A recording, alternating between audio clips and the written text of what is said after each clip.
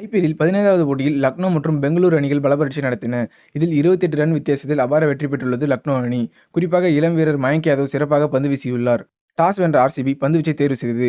லக்னோ சார்பில் டிகாக் பூரான் அதிரடி ஆட்டத்திற்கு பிறகு 20 ஓவர் முடிவில் 181 ரன்கள் சேர்த்திருந்தது லக்னோ அணி. அடுத்து பேட்டிங்கில் களமிறங்கிய ஆர்சிபி முதலில் அதிரடி காட்டிய விராட் கோலி பின்னர் தனது விக்கெட்டை பறிகொடுத்தார். அதன்பின் எவரும் ஸ்டாண்டிங் பர்ஃபார்மன்ஸை கொடுக்கவில்லை.